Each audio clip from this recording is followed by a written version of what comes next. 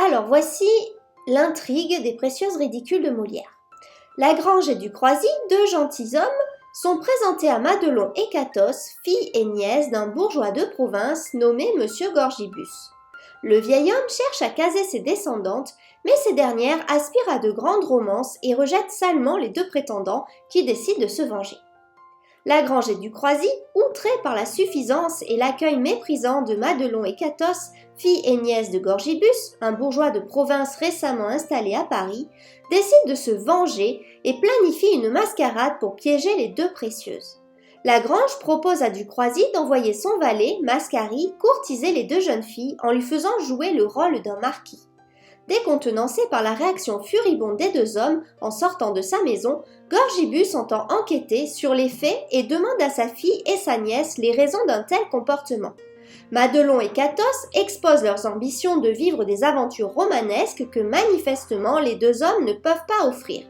Excédé par ces effronteries de filles gâtées, Gorgibus menace les deux de les faire interner au couvent si elles continuent d'adopter ses pensées de grandeur. Mascari, le valet de Lagrange déguisé en marquis, entre dans son rôle et rejoint les deux jeunes filles. Entretenant un discours flatteur et empli de vantardise, l'acteur les aborde avec des manières nanties et insolentes dignes des jeunes bourgeois de la haute société de Paris. Avec ses talents d'orateur et de musicien qu'il qualifie de dons naturels, le laquais cajole les précieuses avec des poèmes et des chansons qui ne manquent pas de charmer et de conquérir les deux rêveuses. Alors que le marquis de Mascari n'en finit pas de flatter l'ego de Madelon et Cathos, Marotte annonce l'arrivée du vicomte de Jodelet, qui n'est autre que le servant de Ducroizy, compère de Mascari dans son jeu d'acteur.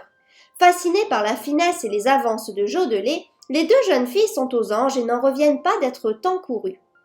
Venu assister son ami, Jodelet joue le jeu et commence à se vanter de ses exploits fictifs. Le valet de Ducroizy pousse la mascarade jusqu'au bout et étale ses cicatrices causées par des blessures de guerre pour impressionner Madelon et Cathos, ébahis par son courage et sa bravoure. Poursuivant le théâtre, les deux hommes demandent à ce qu'un bal soit organisé. Les deux jeunes filles font appel au violoniste et le groupe commence à danser dans une liesse singulière. Cependant, Lagrange et Ducroizy font irruption dans la pièce et tabassent leur valet. Choqués par l'inaction des deux prétendus marquis, Madelon et Cathos demandent à ce que les deux hommes réagissent. Pourtant, ces derniers continuent de jouer la carte de la vantardise en motivant leur passivité par un contrôle de soi. Au final, Lagrange et Ducroizy dévoilent leur plan au grand jour et expliquent que Mascari et Jodelet ne sont que leurs valets avant de leur demander d'ôter leur déguisement. Indignés par les effronteries des deux laquais, la fille et la nièce de Gorgibus sont rabaissées verbalement. Les violonistes, quant à eux, demandent à être payés, mais font face à la colère du bon bourgeois qui les bat.